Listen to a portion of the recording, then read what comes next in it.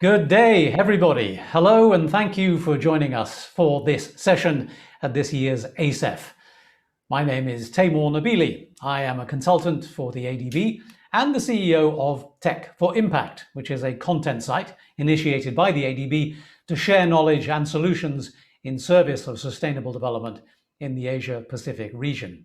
But my role today is to moderate and to direct the activities and the conversations that will take place during the next couple of hours in this session, and my role is hopefully to inspire all of you to get fully engaged with our agenda today. Now, the session title for today's activities is Navigating the New Normal in a Fragile Pacific. But fragile though the reason may be, we are hoping that amid and after the disastrous impact of COVID-19, this session can find amid the gloom a silver lining for the Pacific Islands, because we think that the post-COVID world has unexpectedly opened up a once-in-a-lifetime window of opportunity, a chance to capitalize on a new mood and a new hunger for action, and use that hunger to drive meaningful systemic change that will benefit all the Pacific Island nations and their peoples. So, in today's session, we're hoping to increase the understanding of the scale and nature of the challenges that are facing the Pacific, and we're hoping to drive some action to address the major bottlenecks that have obstructed progress up until now. So in this session, we're going to try and lay some initial groundwork for the global community to design transformative approaches that will define a new generation of systems and business models for the Pacific region. And to help us do that, we have a distinguished assembly of speakers and participants here today, and I will introduce all of them to you at the appropriate moments. Let me just give you a quick rundown of how our agenda is structured for the next couple of hours. We're going to begin with a human and a cultural perspective on the issue of life in the Pacific Islands. This will be given by a young student from Kiribati. After that, we'll have a clear look at the more logistical challenges, a practical perspective, if you will, presented by an expert in the issues of Pacific power. We'll have two short back-to-back panel discussion sessions in which we will consider firstly the technology opportunities that are available to the Pacific and the financing considerations and the possibilities that could make those technology opportunities happen and be implemented. Then we'll be joined by the ADB's Vice President for East Asia, Southeast Asia and the Pacific, who will give a short keynote presentation that will be titled The Role of Multilateral Development Banks to Support Transformational Change from Fragility to Resilience, in which he'll touch upon the post-COVID perspective and the actions that might be relevant to our situation today. And we'll conclude the substantive discussions with a Q&A session, including hopefully all of our panelists and speakers. And we encourage all of you to contribute your thoughts, even the audience, your thoughts and your suggestions. You can do that through the Q&A option on the Zoom panel today. After all, we are trying to drive action and generate involvement and to try and present some real solutions to help the Pacific take this leap forward into the sustainable post-COVID energy future. So every contribution and every interaction will help spark creativity and help inspire others to drive action. And after we've done all of that, we'll have some final words of conclusion from the ADB's Director General of the Pacific Department. So that's our agenda for today. As I say, please always engage at any time you feel like it through the Q&A session. Our panelists are always on hand to add some contributions and some chats. And hopefully we'll get to the end of the session with some fresh new ideas and some creative attitudes, at least, for how we can address the Pacific issues. So in order to kick everything off and get you all in the mood for understanding what the foundation of our conversation is, here's a short video just to set the scene of the Pacific Islands situation.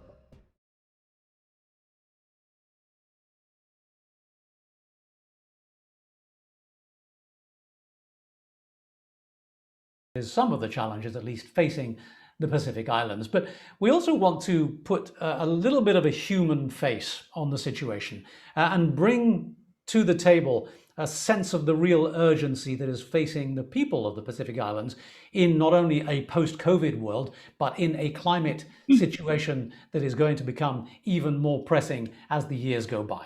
So to give us that human perspective and that cultural understanding of life in the Pacific Islands, we're joined now by Ms. Bongrawi Arebayo. She's a student, a Bachelor of Software Engineering at the Griffith University of Australia. She is a native of Kiribati, and she's here to fill in the human angle. Bongrawi, over to you. Will my country become submerged and my people and culture disappear? What will our future be? Hello and Maori. I'm Bongrawi Arebayo from Kiribati, a tiny Pacific island in the middle of the vast Pacific Ocean.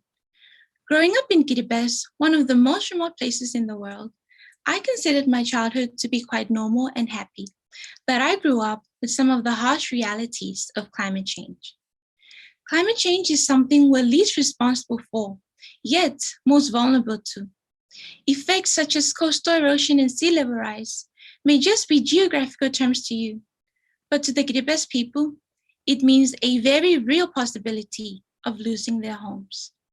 Come with me and stand at the lagoon side and watch the high tide rise to 2.8 meters, only 20 centimeters below our highest point. In certain parts on South Tarawa, water comes right up to the houses built on the lagoon side, causing people to vacate their homes when it's high tide. More and more homes are being affected by rising sea levels. Imagine losing your home due to something you're least responsible for. I will never forget my first tsunami warning. I was only 11 when we were marched out of the classrooms to the National Stadium to wait for our parents there. We imagined huge waves were about to crash down upon us. People were frantic, going from one end of the island to the other end. Why? Because they weren't sure which was the safer place to be. I wondered if we were even safe at home, because home was only 10 meters from the ocean side. It was the most terrifying experience. The reality is that if there had been a tsunami, we would have lost everything instantly. For a great percentage of the population, fresh water is something that comes straight out of the tap. For people in Kiribati, accessing fresh water means water from the well, rainwater tanks, and from treated well water reserves. However, our well water is becoming brackish and salty. We usually have low rainfall periods, and our water reserves are running out. The more the sea levels rise, the less water we'll have access to. And when the water runs out, so will life on our islands. Having access to energy in Kiribati means relying on imported fuels for electricity and transport, the very thing that is contributing to climate change. Our diesel generators are failing and will probably need future replacements, so prolonged blackouts may become our new normal. We need more clean energy. Last month, we had our first confirmed COVID-19 case on board a shipping vessel. This was immediately quarantined, but it caused panic on South Tarawa. And even though our government is doing an excellent job containing this, what will happen if it escalates? Will our healthcare and power systems be able to cope with it? Today we are here, ready to be enabled. We are asking you to please help us help ourselves. We have sunshine waiting to be used for solar energy. We need more desalination plants for our huge ocean to be converted into fresh water.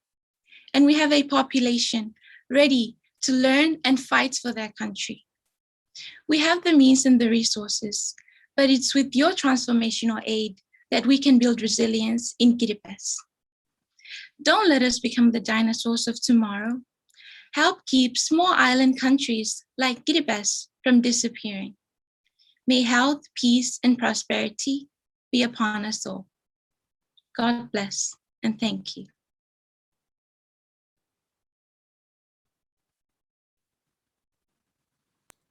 Bongrawi, thank you very much indeed for that personal note, it's good to be able to understand the realities, the immediacy of the problem facing people in your situation. Let me just ask you a quick question.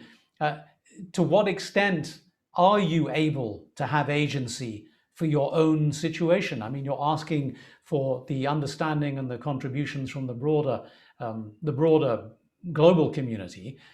Do you feel that at home there is enough support for you to be able to act on your own behalf?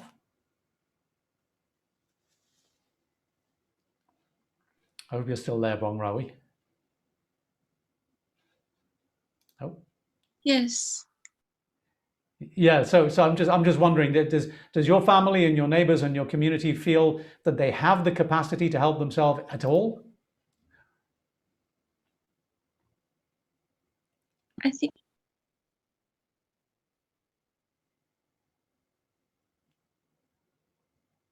All right, we seem to be having something of an issue there with Bongrawi's audio, so I'll leave it there. Bongrawi, thank you very much indeed for the personal note. Let's get perhaps a slightly more practical perspective on the situation.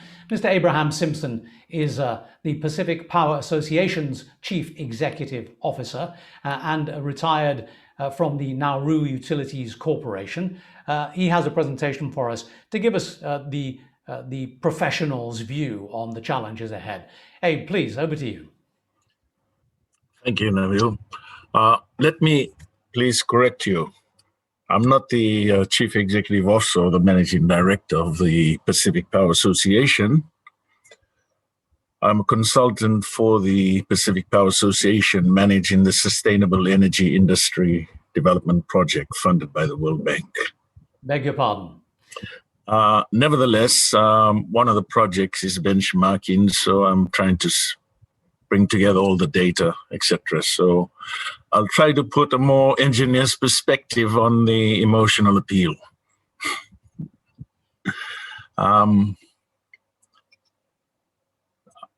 hope you can see the slides because I can't see them.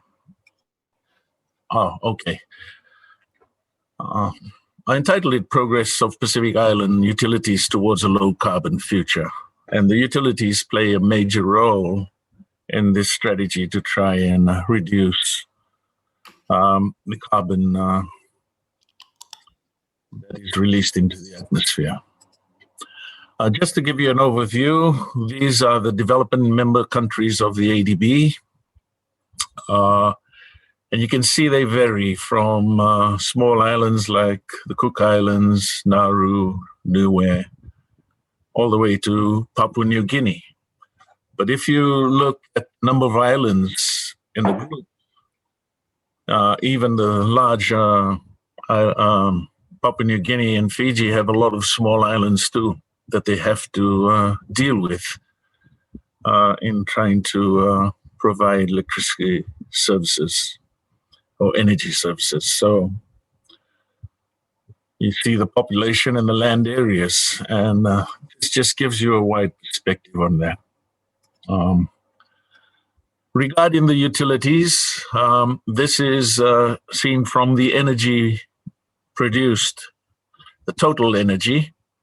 And again, you see Fiji, Papua New Guinea and Fiji are the big ones. Then you have the medium-sized ones like Samoa, etc.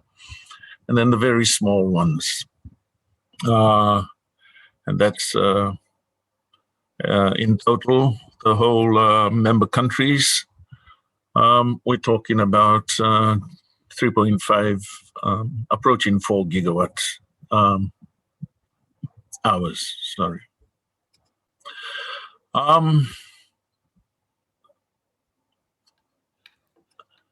If you look at the developing member countries in terms of the total fossil fuel energy and total renewable energy, it's about 39% for the region, for the member countries, is renewable. So the rest is mainly fossil fuel or heavy fuel oil or carbon-based fuel. If we look at the renewable breakdown between the member countries, you notice that Fiji, Papua New Guinea, Samoa are the three biggest because they have hydro resources. And then all the other smaller islands, we're struggling because we are generally limited to solar energy as the only practical option at this current moment. And if you look at the graph below of the renewable component of energy for each of the islands, this is the data extracted from the latest, which is 2019. Again, Fiji and Papua New Guinea, obviously, and Samoa are the big ones because of their hydro.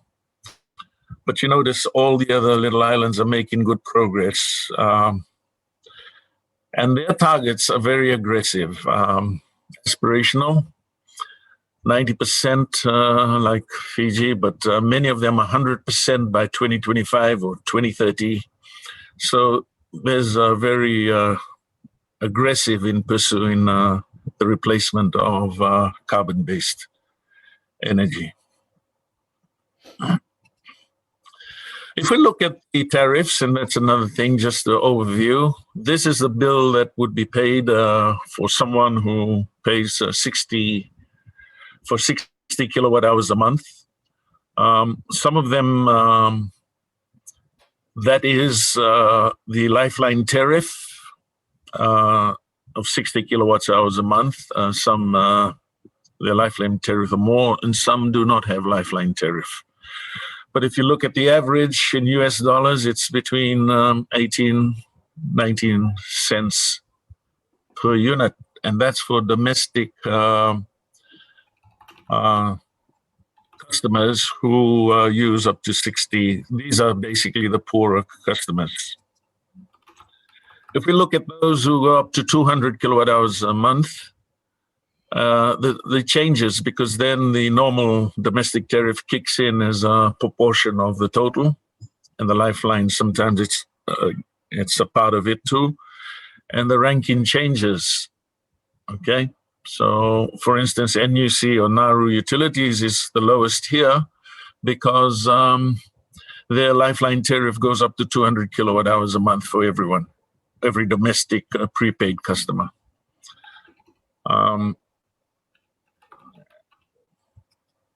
And if we go to the commercial, industrial, we see that's much higher. We're talking about $400 average, just under $400 US per month per megawatt hour.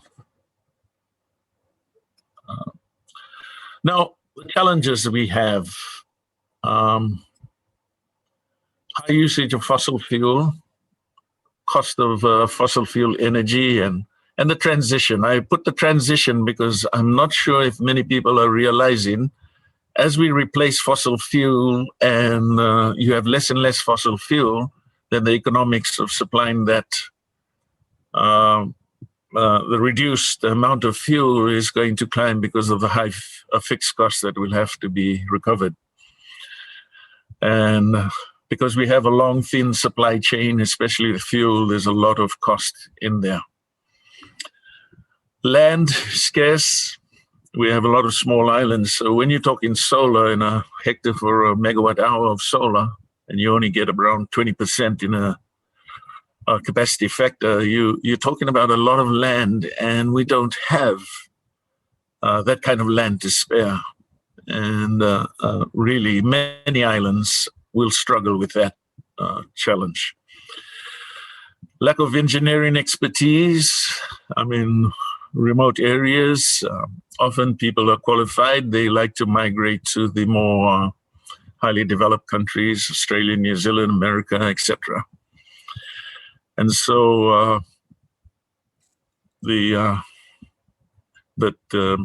that's a challenge. There's high aspirational renewable energy targets. I know the politicians are very keen on that, and that's a good thing. That's a good thing, but it is going to be challenging. We will need all the help we can get to achieve these targets.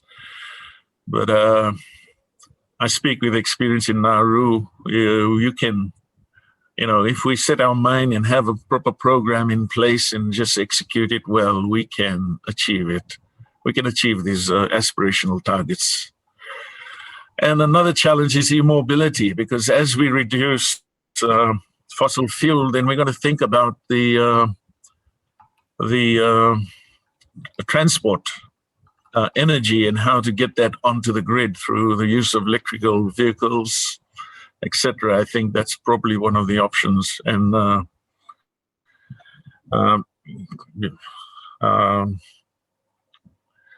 making sure the grid is ready to be able to provide that energy, that's going to be an increase in demand. That's going to be a challenge we'll have to take up. And I know there's a lot of discussions around e-mobility going on. Impact of COVID-19.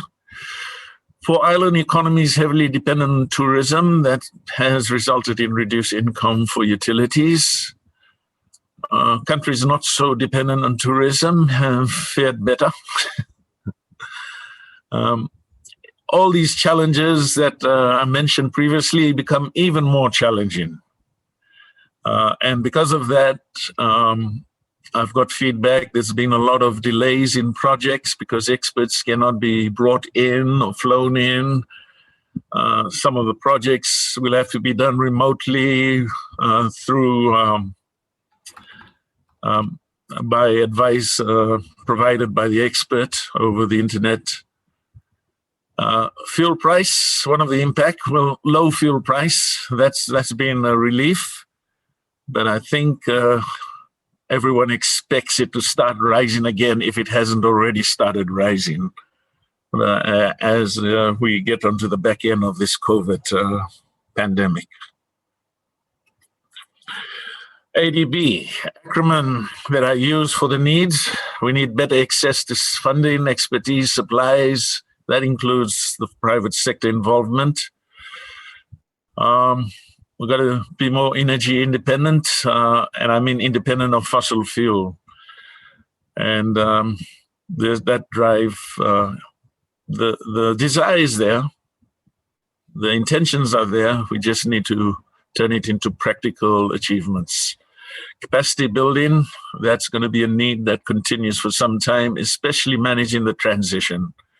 We've got to manage it quickly, I believe, because you don't want to start reducing your fuel dependence on fuel slowly, because the price per unit will start rising, or may be expected to rise as the volumes of fuel imports start to reduce. We got to build resilience like a buoy. We got to keep buoy. We got to keep floating. If we're pushed underwater, we got to have the capacity to bounce back and keep floating. Optimism and support, we need a lot of that. So that's just a short summary, and I don't have the 15 or so greetings. It will fill up the screen, but thank you. And I trust you have been informed, well informed. Thank you. Abe, thank you very much indeed for that. Let me, if I could ask you a very quick question. It's nice to see that you've got your framework there of ADB for helping move to the desired situation. And later on in this program, as I said before, we will have the Vice President of the ADB responsible for the region, Ahmed Saeed, will make his comments about how the ADB and what role the ADB can play in helping with that transition. But let me just ask you a quick question. I mean, you named a couple of challenges there. Could I ask you to be a little bit more specific about what you think are the most critical vulnerabilities and challenges that region faces? I'm going to put this question to the audience in just a moment. We'll have this as a poll question, but I just wanted you to contribute to that first. I mean, what do you think are the critical vulnerabilities and challenges? Well, I think the climate change impact, that's really high. The dependency on fossil fuel and the natural disasters. I mean, the Pacific Islands are subject, most of them are subject to devastating cyclones. Right. And they getting into the category 5 cyclones, and that's all going to have an impact going great. forward. Thanks, Abe. Those two are, in fact, a couple of the options that we've given in the poll question that we're going to bring up now, and I hope people watching will contributes to the conversation. The question is, what are the three most critical vulnerabilities and challenges faced by fragile and small island developing states in the Pacific? Abe just mentioned reliance on imported fuels and natural hazards, but we've got 9 options there for you to choose from. If you could just pick 3 of the options that you think are most critical, we'll ask you another poll question later on in the program, and hopefully we can sort of get a sense of where the real feeling lies on these things. And while you are doing that, let me introduce to you the next session that we're going to have here, which is going to be talking about the technology available for the islands to try and make the transition. Now, Abe mentioned a moment ago that the land resources are scarce in the islands, and solar panels, therefore, may not always be a preferred option there. But are there other options? Is solar still a potential option for us to have? We're going to put that question to our panelists and ask them for more information on what technology potential there is for helping the Pacific Islands. We're seeing the results come in on that screen right now of our poll question. And it looks like there are 3 very, very front runners out in front. Oh, we got a couple more coming in. Let's give it a moment or 2 longer. Okay, and I'll give you the full results later on when we come up to the end of the program. So let's move on and talk about the technology options that are available to the situation here in the Pacific Islands. And we've got some experts here on tech options for the islands, and there are some pretty interesting ones. Let me introduce them to you. Marietta Rakai is a program officer lead for SIDS Lighthouses, the International Renewable Energy Agency, IRENA. Arik Lorison is a director of Asia at Ocean Sun. Seti Chen is the former CEO of Tonga Power Limited, and Fraser Thompson is the co-founder of Sun Cable, which is a relatively new company that's set up in Australia fairly recently. Panel, thank you very much indeed for being with us today. Let me begin, Ari, with you, if I could, and just give us a sense of Ocean Sun and how you think you might be able to help that problem that Abe mentioned, which is scarce land for solar panel implementation. Sure thing. Good morning, good day, and good afternoon to everyone participating. Floating solar is something that has, in the last decade or so, grown quite rapidly and is set to take over a larger and larger part of the solar market over time. And Ocean Sun is one of the technology suppliers in the floating solar solution space. We are a Norwegian company. We have in Norway a long history of aquaculture, particularly salmon farming, that you might be aware of around the world, one of our big exports. And we have taken the structural elements of a salmon farm and an aquaculture circular cage and repurposed those to solar panels. That means that we will get a, let's say, robust platform that has a long track record with combination of a large space for solar panels at a low cost. So I'll show you a little bit of how this system will look like here. If you can all see this video. This is construction of one of our systems that can be done in water or on a beach, for instance.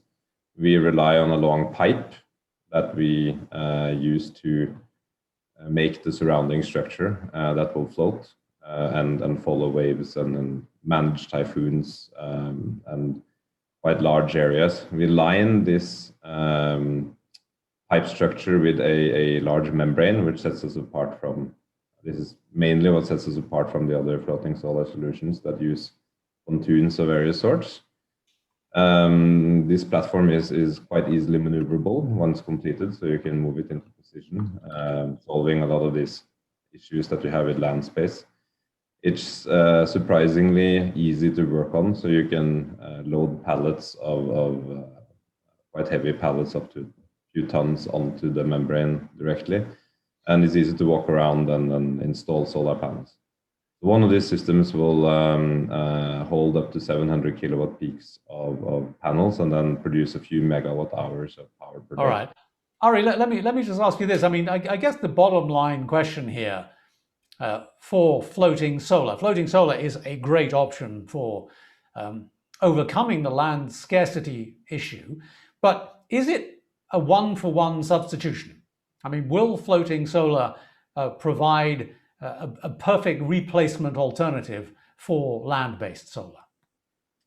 I think it most definitely can, and with the technology impact we're doing now or developments, the cost of this is marginally more than land-based in any case because of the ease of the structure. And then put to solar full time basically relies on battery technology, which is also significantly dropping in price, particularly relative to electric cars.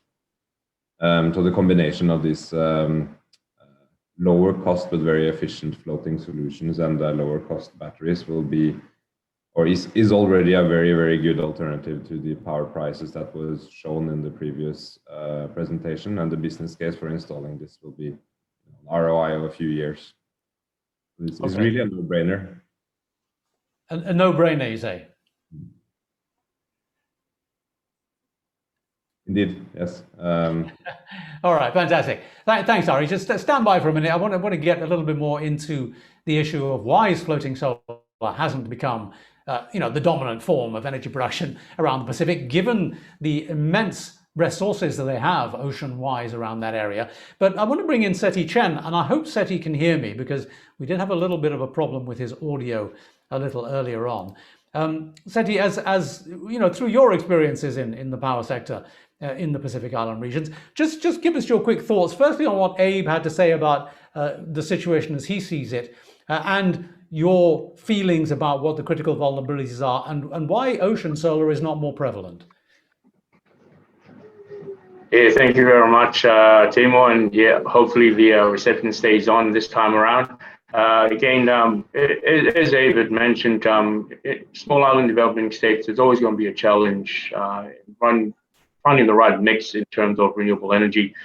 Fortunately, right now, Tonga has been chosen as one of the pilot projects for floating solar, and this is going to be funded through the Asian Development Bank, about 100 kilowatt system. And again, it all comes down to data collection and having that raw viability report readily available. And so I think this is certainly a great stepping stone for Tonga to move into.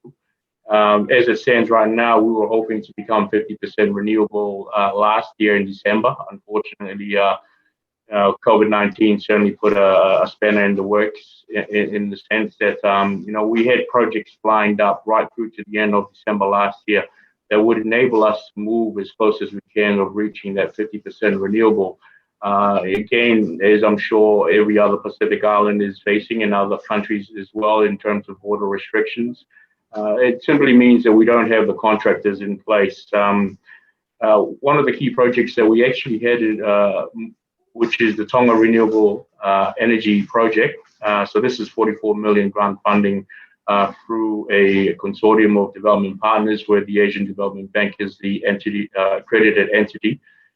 This incorporated battery energy storage. So I'm sure, as Abe had mentioned earlier on, the most economical and viable renewable energy in the Pacific, as we all know, would be solar.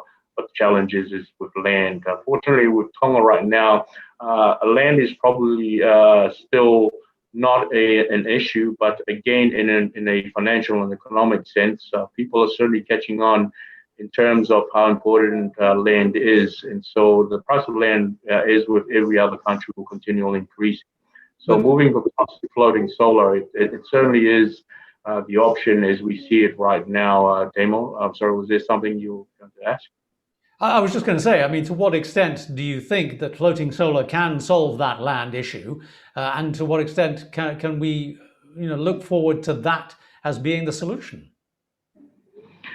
Yeah, it certainly, I guess it all depends on the landscape of which country it is that you're hoping to put floating solar. Certainly, it has taken us about 4 years to look into viability of floating solar here.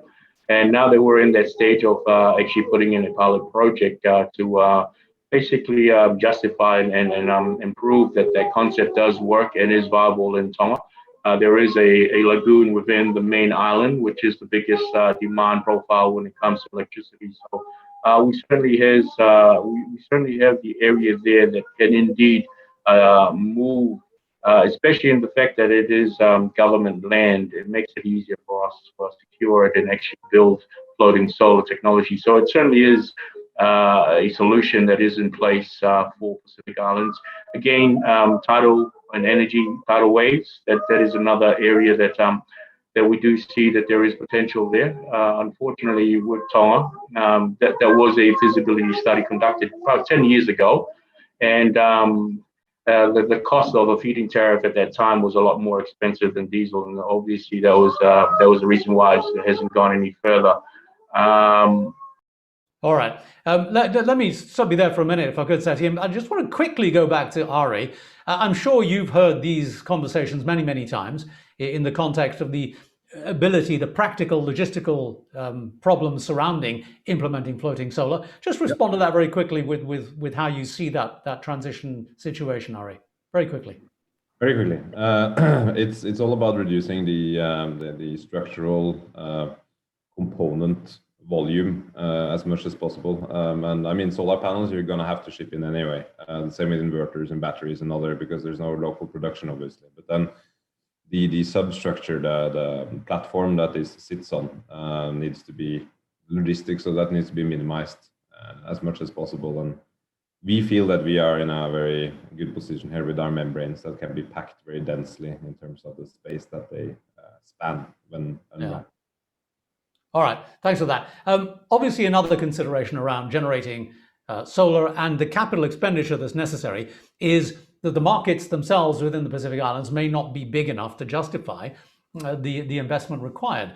One option for that may be to export the solar power that is generated from those fields.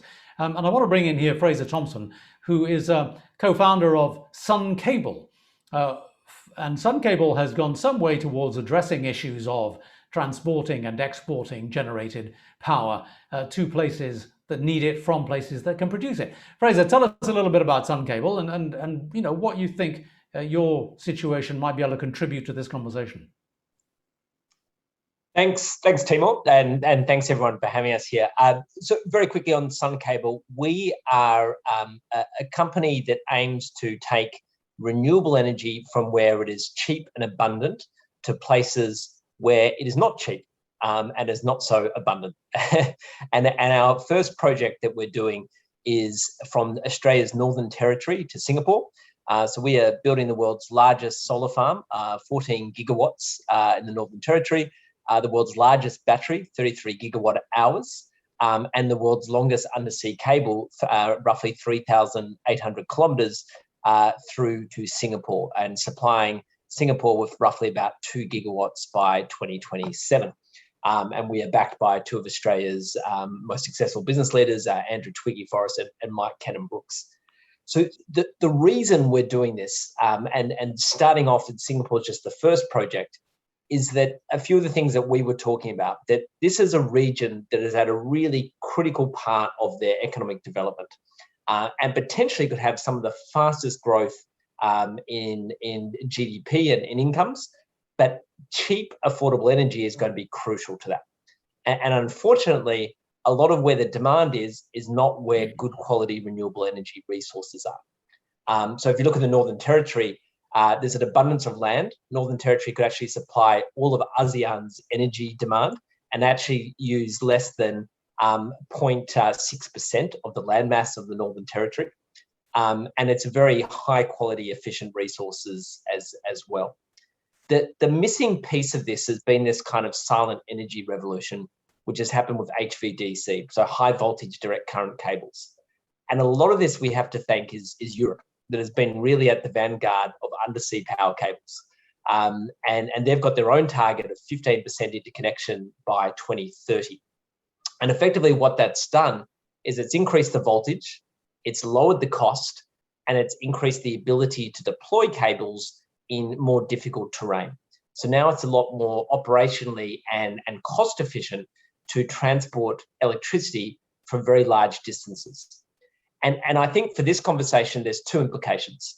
One, there's some countries where this becomes a new avenue to get access to lower cost renewable resources than they can today. If you look at Papua New Guinea, the cost of energy is actually about 3 to 4 times what other countries face. And this will be a huge constraint to their future growth.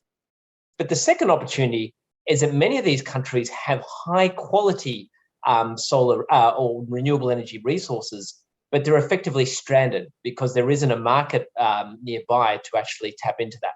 So we see HVDC as having a twofold approach here. One is to supply low-cost renewable energy resources to countries that need it and don't have that availability. The second is to provide a new growth industry to unlock the renewables in their own countries. Just a quick question about the tech, Fraser. Address what must be a whole host of questions about how you're overcoming the logistical, practical difficulties of transferring that amount of electricity through long-distance cable undersea, not just the political difficulties and the practical, physical difficulties, but also the business viability of it. Just quick address on those things. Yeah, look, the thing that's changed with the cables and this kind of silent revolution I talked about is really 3 aspects. One is the voltage improvement. So voltage of cables is sort of lumpy. It's not like solar PV, but it's actually had a faster learning curve than solar overall, roughly growing about 10 to 11% increase in voltage per annum. And this effectively increase in voltage means you lose less electricity for transporting large distances. So it becomes much more cost efficient to do this. The second thing that's happened is operationally, it's become a lot easier to deploy these cables. So it used to be that cables struggled to go to greater depths than about 1 kilometre to deep, simply because the cables were too heavy and the boats were more for fibre optic cables, and so literally tip as they try to lay the cables at these depths. Now we can lay cables as deep as 3 kilometres. So we can get cables in places where we couldn't. And the third thing that's changed is the reliability. So the fault rates of cables have gone down about 80% per 100 kilometres over the last 20 years. So now there's kind of more cost efficiency, the operational flexibility, and the reliability. These 3 factors have been the game changer and now make this conversation possible that even 5-10 years ago, it would be more of a dream than a reality. A very intriguing option. Fraser, thanks very much indeed for that. Let's close off this particular session with some words from Marietta. What do you think of the conditions that we've just been talking about and the potential solutions available? Thank you, Timur. Some perspectives on floating solar. There is definitely opportunities there in the Pacific, but also noting that the ocean is the source of food supplies for the Pacific Sea. So there has to be a fine balance, and also looking at the enabling frameworks that has to be in place. And the other issue is the aged infrastructure and how we integrate variable renewable energy resources into the grid, the current grid, looking at its stability. This is why we're looking at the e-mobility, electrification of the transport sector, which also can double as storage for these new technologies. The other one that we, IRENA, are supporting Palau with is the developing of the roadmap, electricity roadmap, looking at green hydrogen and other ocean energy technologies. We know that it is energy intensive in its process, but these are options that are available to seeds. And there is definitely an opportunity to expand on this further and for seeds to achieve their NDCs. Thank you.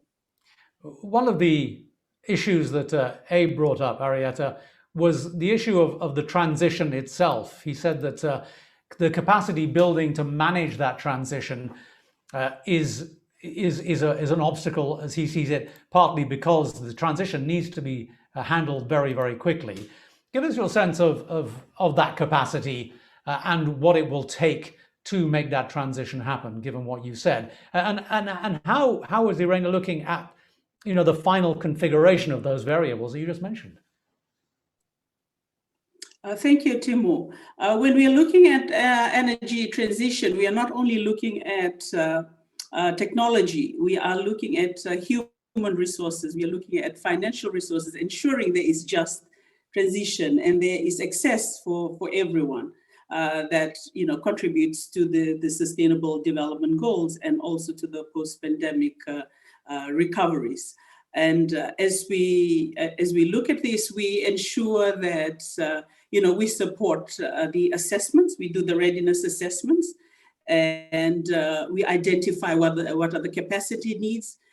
We work with other partners under the SEEDS Lighthouses in developing capacity building programs.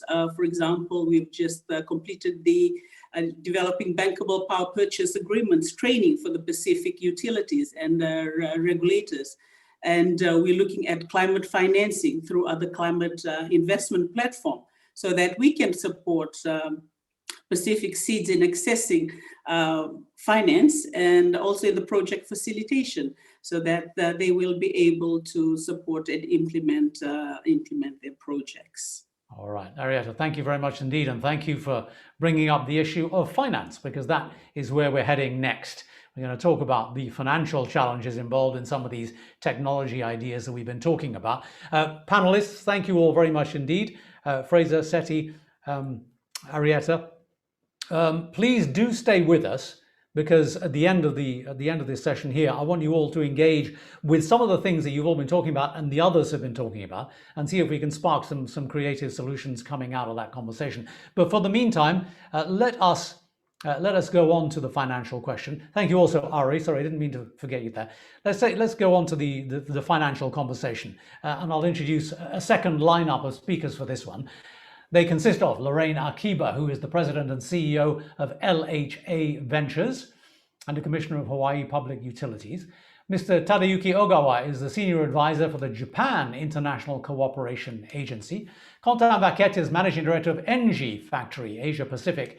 And Mona Lisa Dimalanta is the chair of the Philippine National Renewable Energy Board, retired, and a senior partner of PJS Law. Panelists, thank you for being with us today. Ogawa-san, let me kick off with you for your thoughts on the conditions that we're facing. Yeah, thank you, Timo. And yes, first of all, please let me share with all audiences about our activities by JICA. So let me share my slide.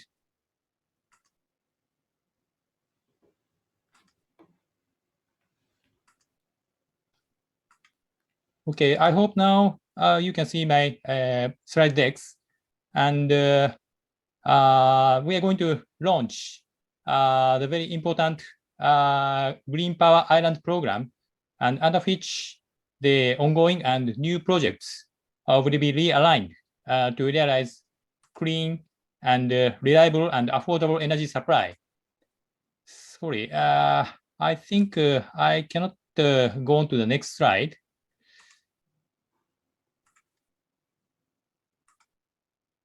Yeah.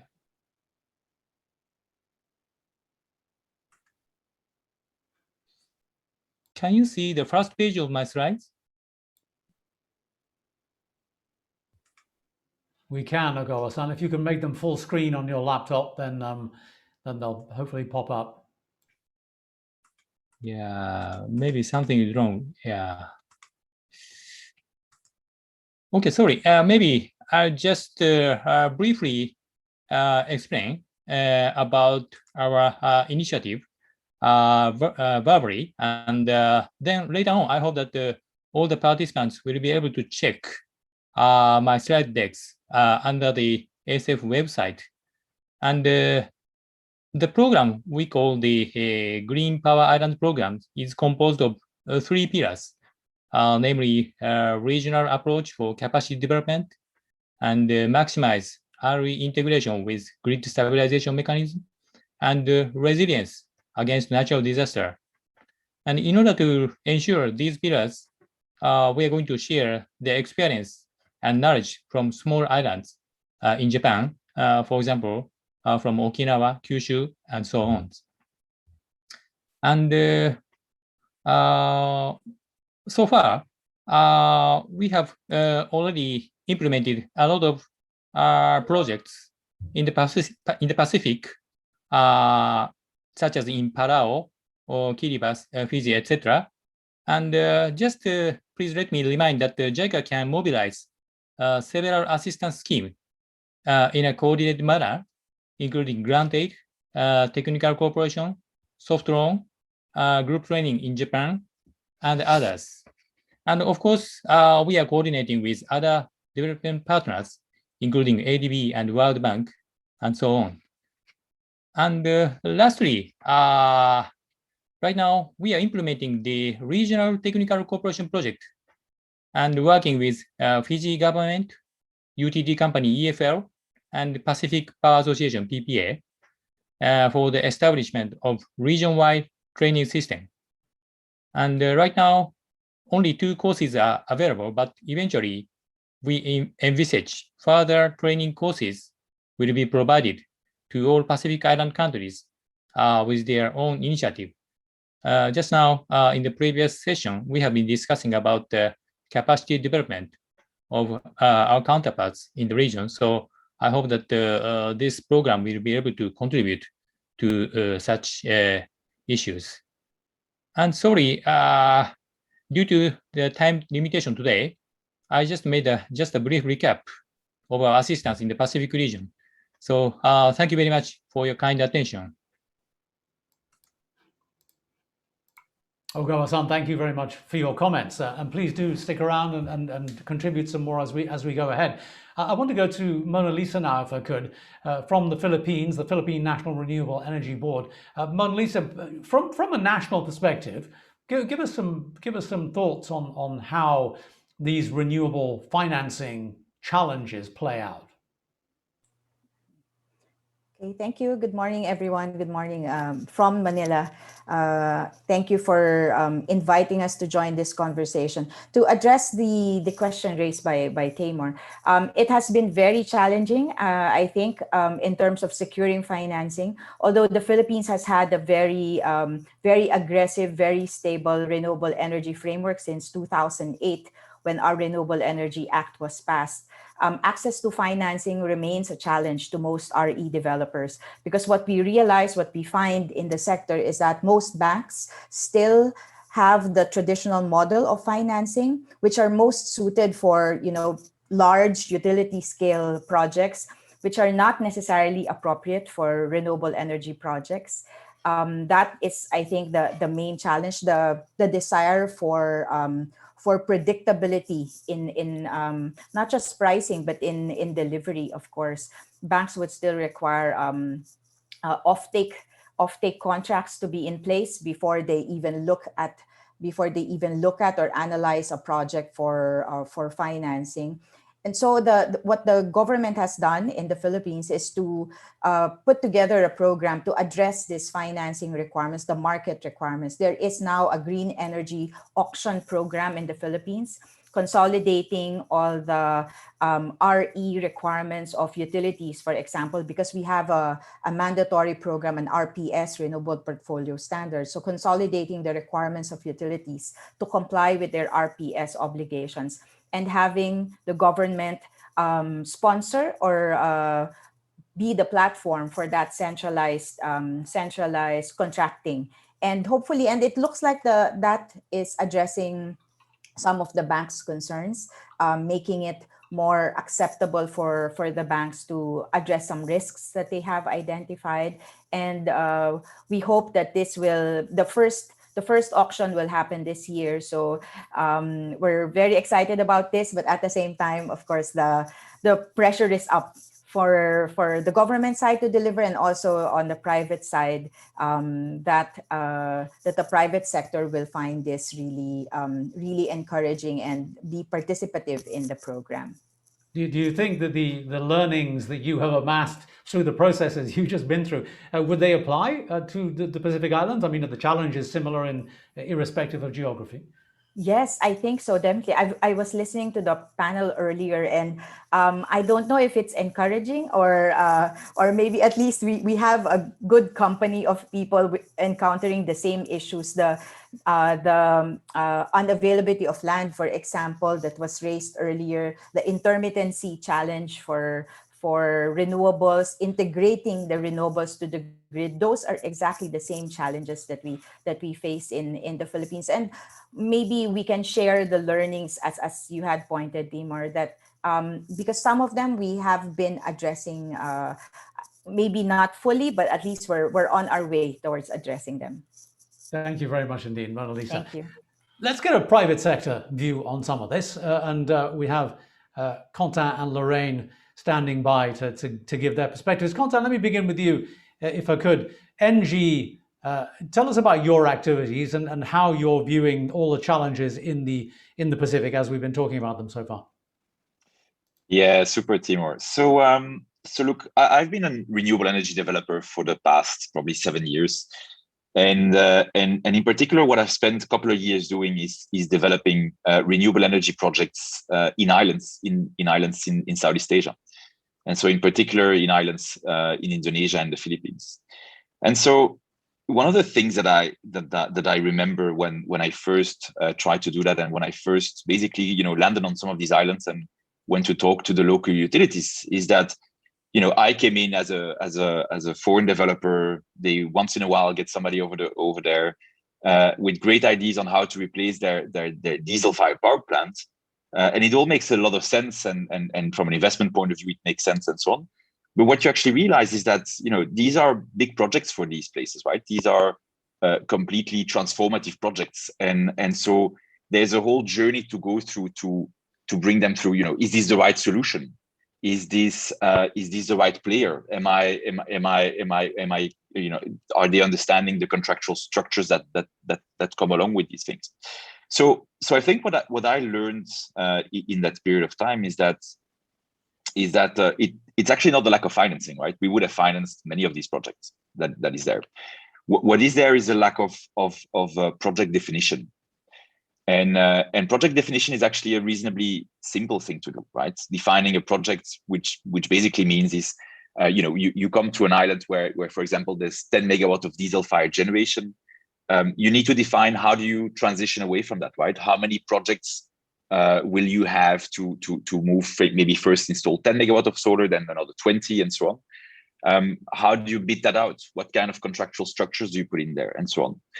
And what I find really interesting is that in the end, the groundwork needed to prepare an island to transition from 10 megawatt diesel generation to something probably around 30, 40, 50 megawatts of solar, or any other similar form of energy. The groundwork to do that will not be so expensive, right? It's advisory and so on. Will maybe cost you somewhere maybe $1 million, right? To get that done, to get the groundwork done, to get a contractual structure up and running, to basically be able to organize a competition and invite private bidders like Engie, like ourselves, to go in the market and bid for that. And when you do that, that allows you to basically unlock for this kind of project up to $50 million worth of private capital to actually deploy assets there, to build assets and to manage them. And I think that's really how I think we should almost bring together the question of public funding, agencies to help out and so on, grant funding to actually prepare those islands for the right projects, and then bring in a structured way, in well-structured projects, private capital like ourselves, because to be honest, there is an enormous amount of private capital that is willing to go into these kind of places, subject to being to work on the well-structured projects. So just to be absolutely clear on this, Quentin, you say the money's there. What are the requirements of a well-structured project that are most commonly missing? What do you think would unlock that problem? Yeah. So I'll take you. Let's take a very concrete example, right? Let's take an island in the Philippines, for example, that is running on 10 megawatt of diesel-fired generation, has no other access to energy, and so has been running their plant for the past 20, 30 years. So for them, it's whatever they've always known, right? And so to go in there and define a right project, what you want to first do is understand how am I going to transition away from that diesel? So is that one project of 5 megawatts? Is that one project of 10 megawatt of solar, followed by a second one, followed by a third one over kind of a 3-5 year horizon? Okay, so you first define kind of that roadmap. What does that look like? And then out of that, you select your first project. The second step you then need to do is you need to say, okay, what is the plot of land that's going to be used for this, right? Is this going to be a solar project? Is this going to be a wind project? Is this going to be whatever else is available, right? Is this going to be a hydro project? Maybe there is some hydro resources. And you define that again. The third step is define the contractual framework. Who is going to pay for the electricity? Is it the local utility? Okay, what is the template contract going to look like? Is it going to be a contract for 20 years so that the investor are able to recuperate their capital investment? Okay. Is there a credit exposure risk on that utility? And if so, can there be credit support coming from one of the agencies, maybe an ADB, maybe an export agency? All countries have these kind of agencies who can insure these risks, and so on. And then finally, so once you've defined how many megawatts do you need in a project, where is it going to be located, how are you going to access the grid, who is going to pay for the electricity that comes out of it, then you basically organize a bidding competition. And with all of that structured, you can attract any international investor to put money in a project like that with a well secured project finance risk structure, right? Quentin, you make it sound so easy, so simple. Thank you very much indeed for that. Let's get another perspective from that private sector. Lorraine, how do you break down the challenges? What do you think of the way Quentin's framed it? Yeah, I think it's really important to remember the partnership part that he talked about, and really the public-private partnerships. I think the prior speakers have talked about this, and I do want to share, while I talk about that that perspective, I also am a former regulator. So, the policy and the regulatory framework is very important in order to enable and to facilitate those public-private partnerships. So that's all part of it. But I think that's really important. And the key thread here, and what people are talking about from a practical point of view, is really about resilience. I mean, the prior speakers have talked about it in terms of how do we address the challenges, which are resilience challenges, to adopt actions, strategies, plans, actions, using the resources we have, finding new resources from private sector partners given the limitations. And part of that is also adapting not just to physical stresses of the environment and, hurricanes, tsunamis, cyclones, as people have talked about, but economic impacts and stressors and trigger events like COVID-19. So that's an important point. Right now, we are at a flex point. As people have said, this is an opportunity to pivot, to re-engineer, so long as we have the right policy framework and we have the right regulatory framework to do that.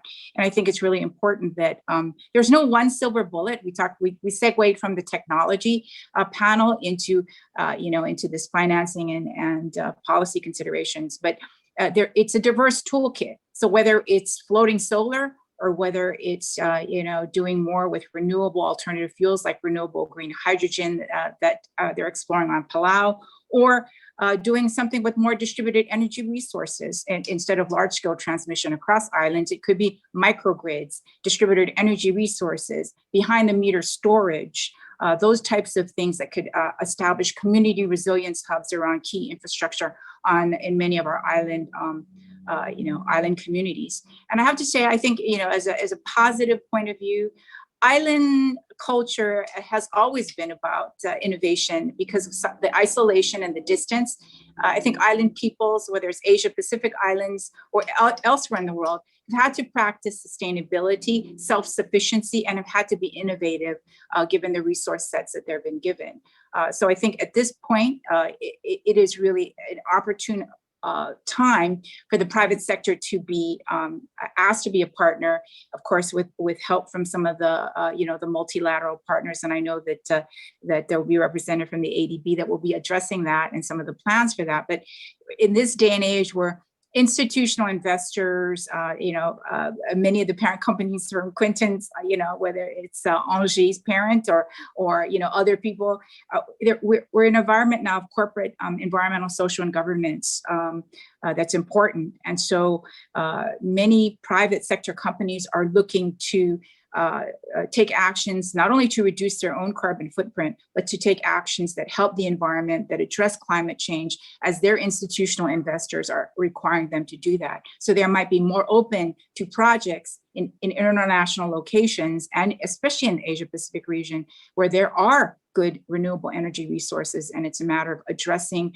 whether it's the land issues or some of the the resource issues there as well.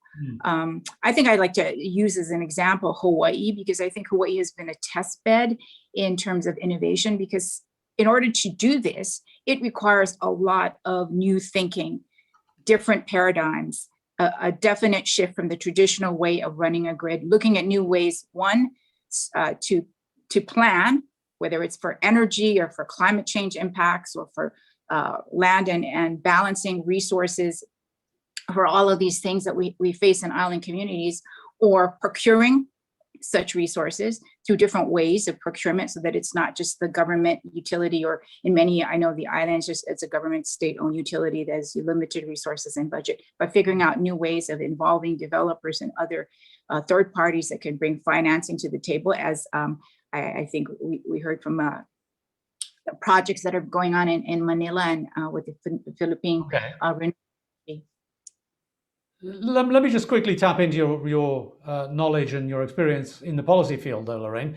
Are there specific recommendations you can make, specific observations and analyses very quickly you can present in terms of how does one address the policy obstacles that happen in an area where there is such a diversity of policy situations and cultures and governments and activities? How do we address the policy framework such that the private sector can feel comfortable getting involved? Well, I think each of the island stakeholders that are probably attending today are separate island countries, island nations, island communities. So it doesn't necessarily be one size fits all. There's some similarities across, but I think it's really important. And all the regulators on the call today probably realize that there is regulatory certainty, whether it's for the utility, or whether it's for investors, or for its businesses coming into that framework. So it is important for the policymakers and for the regulators to provide that robust framework, to provide regulatory certainty, so people know what they can do within that framework, so that it enables and it facilitates, whether if it's a microgrid services tariff, or if it's having the utility instead look at performance-based outcomes, so it's not just driven by rates, but accomplishing renewable energy goals or accomplishing energy efficiency goals, those types of things. But it is very important. Regulators and policymakers have a very key role to play in this. It's not just about the money, it's not just about the technology. If the regulatory framework and the legislation for each island country can be in place, and the regulators can be also empowered to help facilitate that process, opportunities can come. I am a firm believer in that. All right. Lorraine, thank you very much indeed. Thank you also, Kontan, Mona Lisa, and Ogawa-san. Hopefully we can talk to you again in just a few minutes. We'll get into a more free-flow discussion with all the panelists and see if we can bring together some of those ideas in a creative sort of fashion and drive some action points off the back of it. We do want everyone to listen to this and go, okay, I've got a sense of how we can do things that will move the conversation forward, rather than observe what has happened and lament the absence of action. Let's see if we can promote the future actions that we need. But before that, let's get a sense of the perspective from the ADB and from the multilateral development space. We have with us today to give the keynote speech Ahmed Saeed, who is the Vice President, East Asia, Southeast Asia, and the Pacific at the ADB. Vice President, over to you, please. Thank you, Taimur, for hosting what's been a really interesting session and really interesting wide variety of perspectives shared. I want to begin just by thanking our member countries, our development partners, and the private sector representatives who've joined us. And I wanted to specifically acknowledge Agawa-san from JICA, Marietta Rakai from IRENA, Abe Simpson from the Pacific Power Association. All of you are really important partners for ADB in the Pacific. But more than anything, I wanted to express my heartfelt appreciation for Bongrawi Aribayo. I actually had my 12-year-old son sit and listen in to her remarks, and they were very moving. And I think her call to not let her country and her people become dinosaurs, that's a very strong clarion call for action for all of us. And so I just wanted to express my very specific and very special appreciation to her for that really heartfelt appeal. As we all know, we're talking about this issue of resilience in the face of climate change. And the topic of the session, of course, is navigating the new normal. And of course, we're in nothing like a normal situation at all today, as we're all very, very aware. The countries in the Pacific always have faced significant challenges. But at a time of COVID-19, the scale of the problem has only gone up. And while the Pacific countries are certainly to be commended for largely maintaining the health of their people through proactive measures, I think their sense of their own fragility led them to act more quickly, perhaps, than other countries. At the same time, other challenges have not abated. The 2019-2020 cyclone season in the region has been, if anything, busier than usual. 8 tropical cyclones and 4 severe tropical cyclones cutting across the region.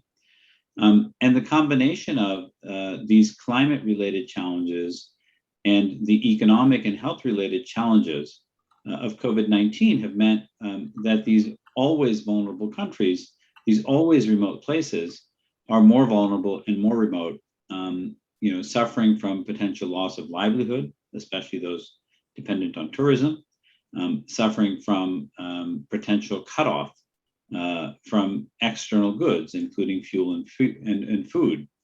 And so I think our sense of the vulnerability of this extraordinarily, vibrant and yet fragile part of the world, our sense of that vulnerability has only gone up in the last year and a half as we struggled with this global pandemic. Now, on the question of what is the role of multilateral development banks, I begin by saying that we certainly, I think it's broadly acknowledged that we play an important role, and I think our stakeholders are expecting us to step up. And given that we have the word bank in our name, usually conversations about our involvement begin with a focus on the mobilization of resources and the leveraging of knowledge, experience, and insight alongside those resources. And I think that's certainly the case when it comes to getting to the new normal in the Pacific. But I would argue, and the ADB has argued in its most recent strategy document, Strategy 2030, that in fact our mandate is broader. Our Strategy 30 laid out a plan to significantly increase support for the low carbon transition. We plan to be making integrated climate and disaster resilience related investments. We will very soon be coming out with our new strategy for the Pacific, something we call the Pacific Approach for 2021 to 2025, which will include our new approach to fragile countries and to small island development states, and will also reflect our new energy policy. All of these movements in terms of strategy of our organization are pushing us more towards cross-sector integrated nature-based solutions and pushing us to address what we see as the root causes of vulnerability and fragility. Now, the focus at our institution, as I noted, is often on, or at least I would say the external expectation of our institution is often on the need for us to mobilize money, both our own funds and those of others, whether that's the private sector or of other development partners or concessional actors. And this is, of course, a very important area of action for the ADB. The institution has a $111 billion balance sheet. We mobilized the largest amount of money we have ever mobilized in our history, $31 billion last year in 2020 in response to the COVID pandemic. But my claim and the argument that I would make to all of you, and I would love to sort of get a reaction from, because we have such a diverse group of people, is that in fact, if we consider the $111 billion are tangible assets, that we have as an institution intangible assets that are in fact far more important. And what I mean by this is that if we look at the broader environment and we say, how has the world changed in the last 20 years? In fact, the countries of the Pacific, which I think were once relatively alone, in that they were isolated from the world, and many elements of the world were, for better or for worse, and largely for worse, somewhat disinterested in their fate. Actually, the situation today is very different. Whether it's governments, whether it's businesses, whether it's philanthropies, whether it's academics, whether it's donors, all of these various actors, in fact, now increasingly are focused on problems in places like the Pacific and actually are taking ownership and responsibility for them. The sense of what is the purpose of a corporation, what is the purpose of other actors in the ecosystem has started to change. And there's a real opportunity here for us as an institution to not just bring capital, but in fact, to be a curator of ecosystems of actors who are aligned, whether they're financial institutions, whether they're private investors, whether they're public and private philanthropies, whether they're other development partners, including our partners, the other development banks, whether it's civil society. I think that the role that we can really play and the transition that we need to make as an institution is not just bring our capital, bring our knowledge, but also bring along everybody else. Crowd in to solving the various problems we're talking about, all the other actors. And I think this conversation illustrates that. Let's take the conversation we've been having about floating solar.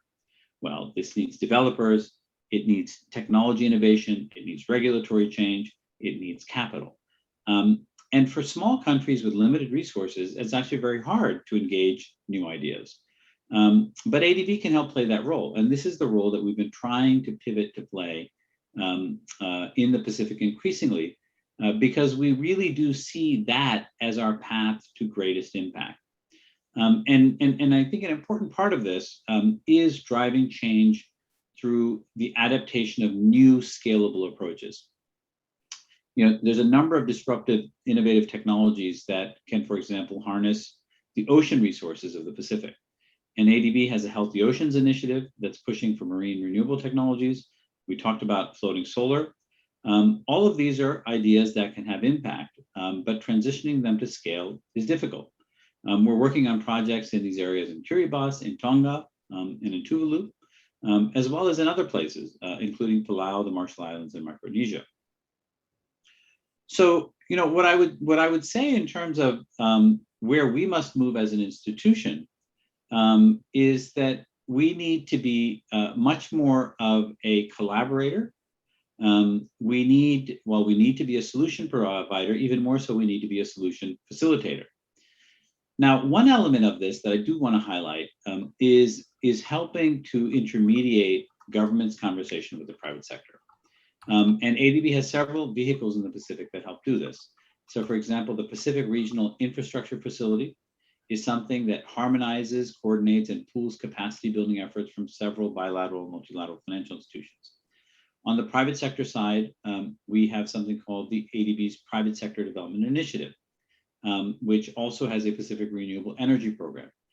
All of these are ways to bring a group of actors together and to ensure that the interface with governments that are relatively small and that may not have a high degree of administrative capacity simply because they're being asked to do a lot, to try to consolidate those engagement and to try to make that process more efficient.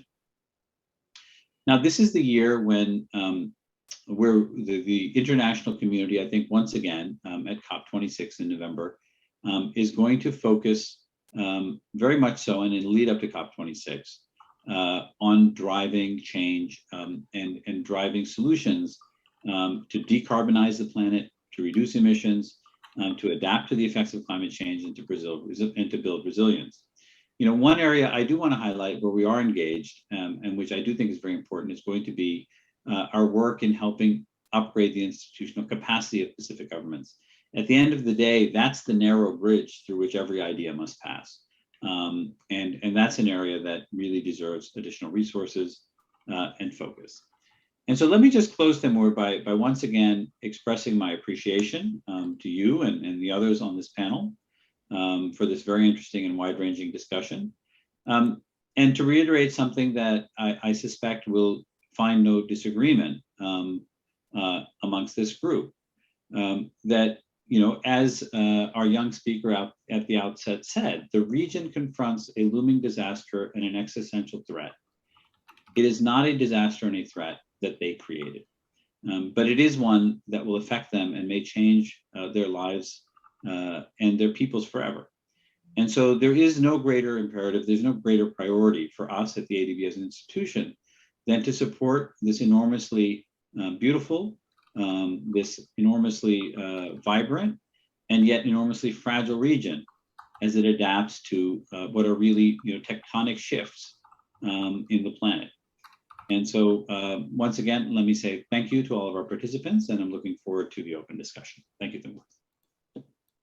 VP, thank you very much indeed. Unfortunately, we lost your video feed during that, but your audio is still there, and we put up a photograph in the video place. So your comments are well received and well taken. And while we have you here, let me just ask you for a quick question about that broader context. I mean, you're talking about upgrading institutional capacity, and that could take many, many forms. We've touched on various issues here about policy frameworks and institutional frameworks that need attention.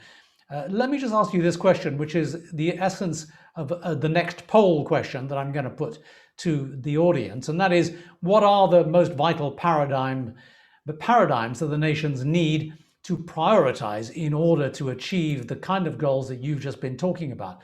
You know, do you think we need more partnerships and collaborations with the private sector? Do you think there needs to be political integration and cooperation in the region? Just some thoughts on where you think the next step for action should be. Well, I think one thing I would say, and by the way, do you have the video back? The camera has been on my side. I'm not sure what the issue is, but perhaps I don't think we do have your video back yet. But, I will turn it off and on. Maybe that'll help. But it's no great disservice to our audience to have my video off. So we'll continue to proceed. You know, I would say that given like the scale of interest in supporting countries across the region today, actually the most important thing is collaboration, even more so than the partnership. In other words, I think there's a lot of partners out there. I think you know, working with them so that there is a sense of common purpose and that it's outcomes oriented. The real challenge I see, Timur, is there's a lot of actors who want to be labeled, you know, good actors, but there aren't many people owning the outcome. So there's a lot of people who want to say, I provided X amount of money to a good thing. But we need to make sure that, in fact, the outcome is the one we want, because failure or success will be collective. And it will not help anyone that every single entity is able to say, well, it wasn't my fault. So I would say that coordination, outcome-focused coordination, is the single most important challenge in my view. Outcome-focused coordination. Thank you very much indeed for that. VP Ahmed Saeed, please do stick around. We're going to have a Q&A session in just a moment. Ahead of that, you can see the second poll question that we've put on the board there. Please do contribute. What are the three most vital paradigms that Pacific nations need to prioritize? And we'll use this data as we come to the end, hopefully, and see if we can draw some conclusions from that. Doesn't seem to be any outstanding video, outstanding winner here at the moment. We're going back and forth on that, but it's something that we can discuss in the Q&A session, which is what we are going to do next. There are some questions already from the audience that I'm going to come to. Panelists, thank you all for standing by and staying around for this next session as we talk about these things. And I want to kick it off with one of the questions from the audience. As we're talking about institutional capacity, as we're talking about the policy priorities and frameworks that we need to put in place, I'm going to throw the toughest and most incendiary question that we've had from the audience straight into here. And I'm not going to direct it at anybody. I just want to ask if any of you would be willing to consider or address the issue that has been brought up by Bruce Robbins in the Q&A session, what he calls the elephant in the room. And the issue there is corruption. He said this has always been present and increases the cost of energy to the consumers. Do we just accept this as the cost of doing business? Because it is one of the blockages that delays or stops good projects from progressing. And I realize that this is a thorny question, and nobody really wants to get involved in throwing mud or making accusations or making other people feel uncomfortable. But the issue of corruption and institutional facilitation of this kind of activity is one that comes up. So I'd like to invite somebody on the panel to put their hand up and just consider that question, if not provide an answer. Tamar, let me handle that as being the former regulator. I think that's the safe zone rather than compromise anybody else. You know, as a regulator, and having been very active, and I know that the National Association of Regulatory Utility Commissioners is a very active partner with ADB and many of the development banks. I myself have gone to Manila to collaborate on peer-to-peer review sessions with the regulators in Manila, Cambodia, Vietnam, and across the Pacific and many of the Pacific Island nations as well. It is very important to address corruption by empowering and enabling strong regulators. Regulation is important. It is the level playing field. It is what monitors to make sure that everybody is playing on a level playing field, to make sure that people are complying with the requirements, whether it's in a competitive bidding framework or in procurement or in running a utility, that there aren't different rules for different people. So I think it is, and in those jurisdictions where the role of the regulator is not clear, or where the regulatory entity is not resourced and given capacity and staff, or the legislative authority is not clear, that's where problems and issues can arise. And in many jurisdictions we've seen, you know, whether that, I can cite to another island grid where recently Puerto Rico, the Puerto Rico Energy Bureau, and under recent legislation in the last 5 years, was empowered and now has righted many of the issues there, is trying to work with PREPA, the government-owned utility there, to correct some issues. I work with the Puerto Rico Energy Bureau, so I can speak, you know, to this, that right. Now they are empowered and can do what they could not do maybe 10 years ago. So, and in Hawaii, it is clear we are very much a very strong regulatory entity, the Public Utilities Commission in the state of Hawaii. We are much like a federal energy regulatory commission in that we have a lot of rulemaking authority. We decide controversial dockets. We take a direction from the legislature in terms of policy guidance, but we're often delegated to implement that policy. And again, we play the role of being the marketplace monitor to make sure everybody is playing by the rules and there's no unfair advantage either to the incumbent utility, to independent power producers that are coming in to try to develop projects, and to their third parties. Fantastic, Lorraine. Thank you very much indeed for picking up that somewhat poisoned chalice and addressing the issue. Mona Lisa, perhaps you'd like to contribute to that as well. Yes, no, just to add to Lorraine's point, maybe what we need to also appreciate is the role that technology plays to address the corruption issue. In the Philippines, we have already put in place what we call the Energy Virtual One-Stop Shop. It is a virtual platform, an online platform for processing of permits for energy projects. And it has been working well, not just to address the timeline for securing permits, but to increase transparency in the processing of permits. So I think technology already does, but will continue to play a significant role in addressing this what was the term that you used, this viral or something, that condition that we all know needs to be addressed. All right, thank you, Manalisa. VP Ahmed Saeed, we've got your video feedback. Thanks very much indeed for sticking around.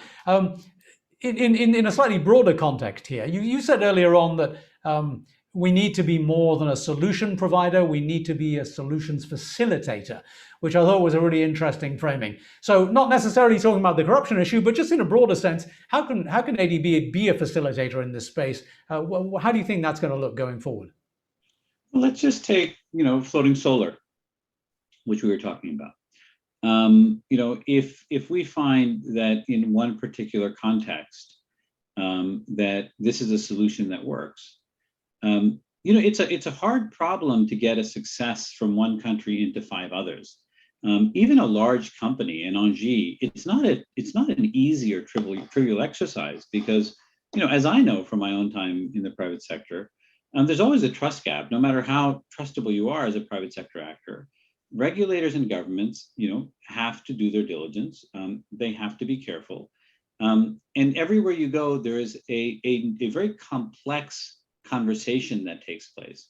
And one of the challenges in the Pacific is the islands are small. They don't have the capacity to actually investigate and take views. And so this is just one very specific example, but I think it can be broadened out. Any scalable, successful solution can go from 1 island to 10, if it's appropriate for 10. And ADB can really play a critical role in that process of scaling, because we are trusted, because we have the institutional capacity to do our homework and to take a view, and because we have no financial stake. And we reach from private sector to public sector. So I think when I say we don't have to be a solutions provider, what I mean is, the solution doesn't have to be invented here. And increasingly, with so many more organizations, even when organizations weren't focused on double bottom line, there were great private sector solutions to public sector problems. But increasingly, actually, private sector actors are really focused on double bottom lines. They're actually focused, increasingly on our agenda. And so I think the opportunity to facilitate others is going to really, really grow exponentially in coming years. And I think for capacity constrained countries, of which the SIDS are clear examples, our ability to make a difference goes that much, higher as a consequence. Fantastic. Look forward to seeing that in action. Let me get to a question by Natasha Vizcara, and I'll put this to Ari, because the question is, what are the environmental impacts of floating solar? Now, Marietta mentioned earlier on that the ocean has other uses than just covering it with solar panels. It's used for the fishing industry and seafood and that kind of stuff as well. So Ari, just tell me a little bit about the drawbacks of ocean solar and how we might address those.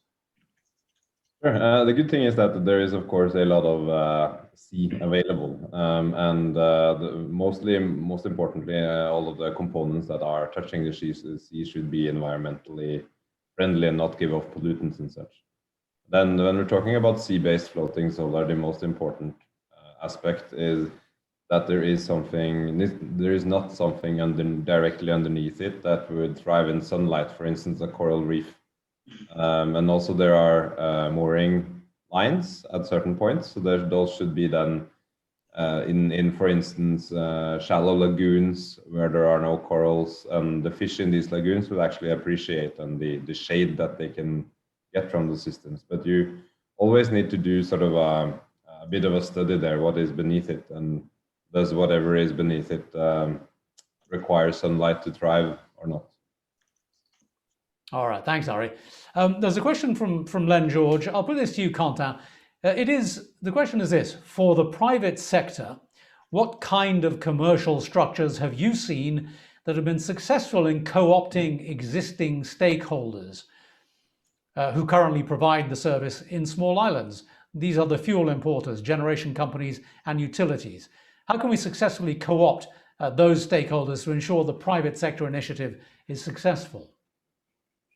Yeah, I think that's really interesting, right? And fundamentally, it's no different than what you do on larger projects. So very often, whenever we develop projects, right, we always think around who is the local partner who provides access to local operations, who is on the ground, who knows how things work, who knows where the transmission lines are, and so on. And so in this context, I think the same concept should be applied, right?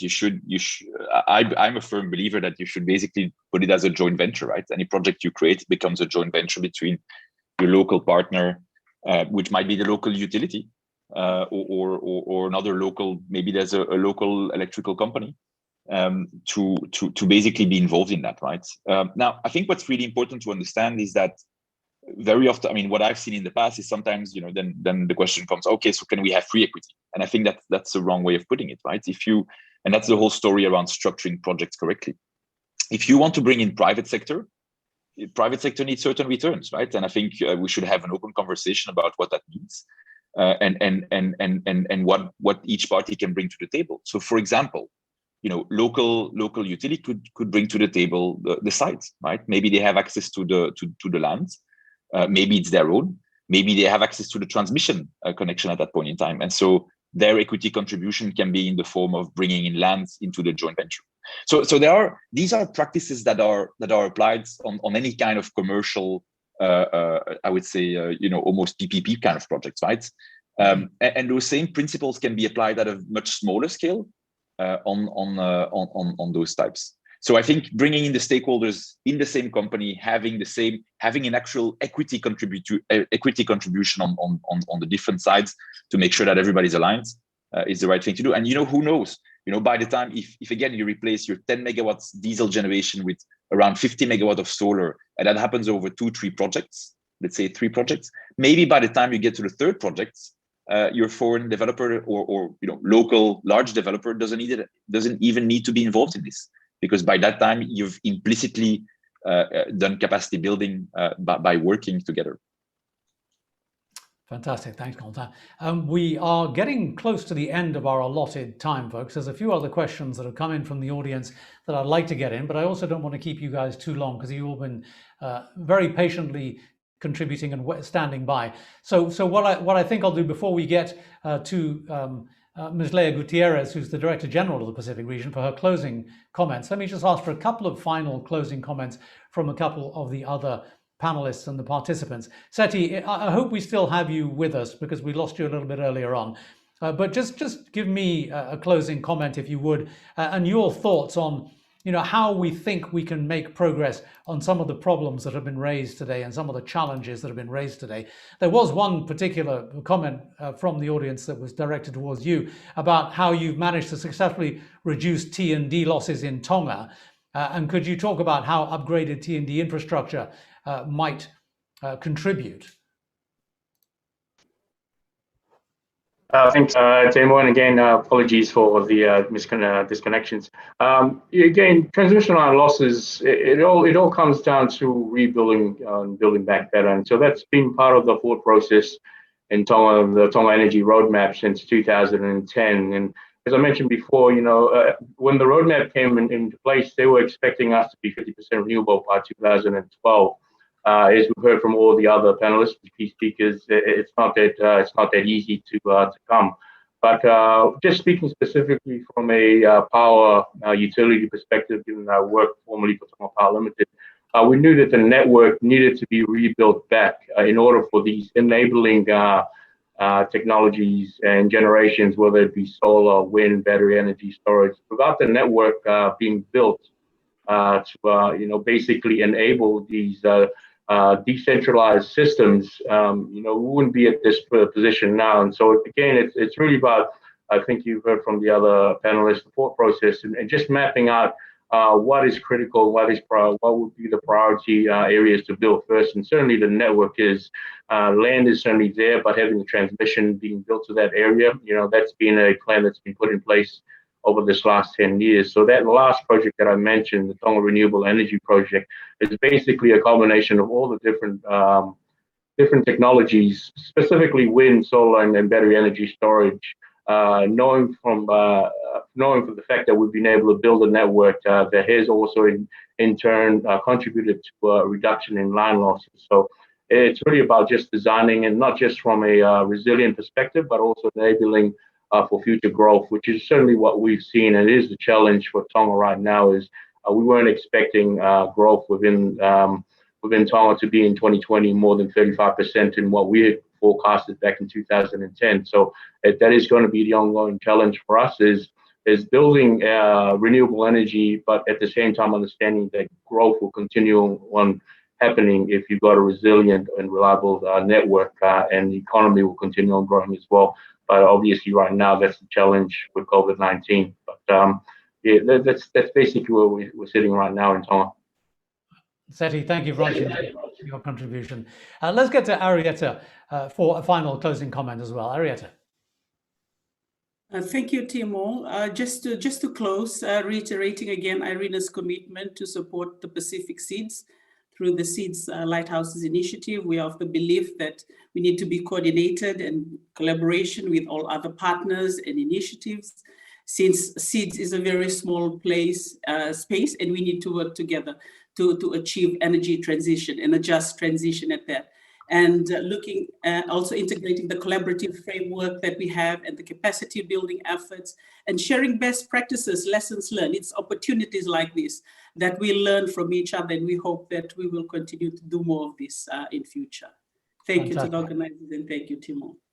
Marietta, thank you for your contribution. And let me get a last word also from Abe about, what, from your perspective as an overall general view, everything that we've heard and spoken about today, tell me what you think are the priorities that we should be focusing on next.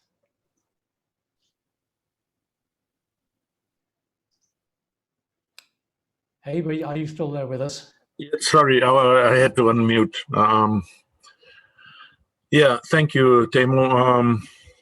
The three priorities I noticed that I mentioned came up on the survey as about the top three. So, but I think to add to this discussion, we're talking about islands. Some are quite large, and sometimes we try to apply the solutions that are in the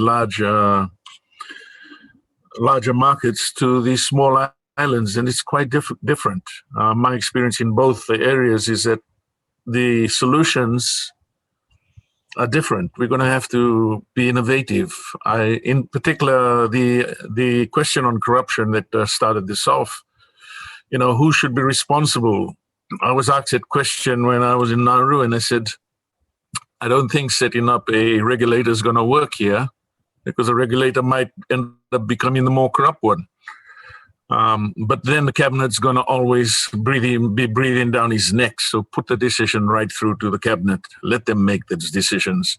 And people are so sensitive to any change in tariff or any drop in reliability, and it actually puts them on the spot. So they have to weigh it up and make a decision on that. But I mean, solutions will be different all over the place. We must be ready for it. And in every area, I think. That's just my thought on this. Fantastic. Abe, thank you very much indeed. And folks, I am very conscious of the fact that we don't want to keep you around for too long.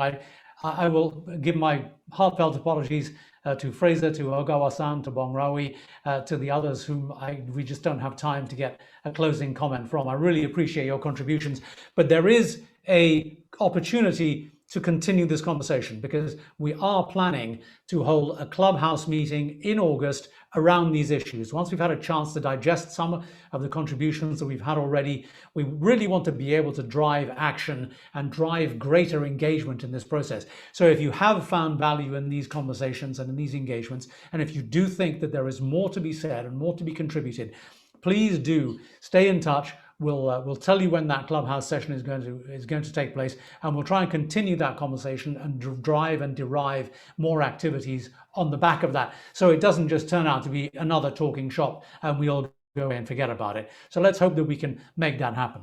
So having said all of that, thank you again to all the panelists and to all of you for participating. And we're going to close out the session for today by going to the DG, Ms. Leah Gutierrez, who's the Director General of Pacific at the Asian Development Bank. Over to you. Thank you, Timor, and thank you to our speakers for sharing very important insights and innovative ideas today. And thank you to VP Sayed for the valuable message on our roles in addressing climate change. All of our speakers have definitely given us a lot to think about and act upon. This session has made us more aware of the harsh realities faced by our small island developing states. And climate change, extreme weather events, rising sea levels continue to threaten resilience, if not the survival of our low-lying island nations. And as Bang Rao did say, despite being the least responsible for climate change, now the region committed itself to ambitious renewable energy targets and mitigation actions. Energy needs to be sustainable, clean, green, and affordable. And Pacific Island nations are heavily dependent on imported fossil fuels for power and transport, which renders them vulnerable to price shocks. However, our small island states are actually large ocean states, and the Pacific can turn green growth recovery into blue growth recovery. The vast ocean and the long coastlines offer huge opportunities, not only for renewable energy and connectivity, but also for nature-based solutions like floating solar that has been mentioned today. These opportunities can be harnessed through policies and regulations, capacity building, and business models that will help develop well-structured projects. Now, ADB's approach to infrastructure development, including under ADB's proposed new energy policy and its differentiated approach for the Pacific, looks to integrate these gray solutions into green adaptive technologies. This is to ensure ecological, physical, social, institutional, and financial resilience. And as VP Sayed did say, ADB can bring different actors together to collaborate and be a facilitator of solutions. The low carbon transition of our region requires fundamental changes in our development efforts, and our region needs disruptive innovation, cross-sectoral solutions, and transformative and adaptive technologies and approaches. We hope that what we have learned from today's session will spur concerted actions and collaboration across all of us for a sustainable and resilient future for all, especially for the most vulnerable in the Pacific. If we refuse to take urgent action right now to address climate change and poverty, the serious and mostly irreversible consequences of our collective neglect will be felt for generations to come. This is a once-in-a-lifetime opportunity for all of us to set things right, and we must let that be the new normal. Thank you very much to all of you and to all who have participated and attended this session, and see you again soon. Thank you. DG, thank you very much indeed for closing out the session. Vice President Ahmed Saeed, thank you for your comments on the ADB, and to our panelists and all our participants, thank you all for being part of this session. As I said, we do want to make sure that this is an ongoing process. As the Vice President spoke earlier on about how we want to be a solutions facilitator here, not simply a talking shop for how to do all this kind of stuff. So we are going to try and pursue this conversation and drive this conversation into new spaces. We're going to try and have a clubhouse session, which you can find out about from the Pacific Islands ADB section on the ADB website. We'll also be able to have some of the info on the ASEF registration. But for the moment, that's all we have time for. Appreciate your staying around for so long and your attention and your initiatives. Please do keep involved. Thank you very much indeed, and see you again soon.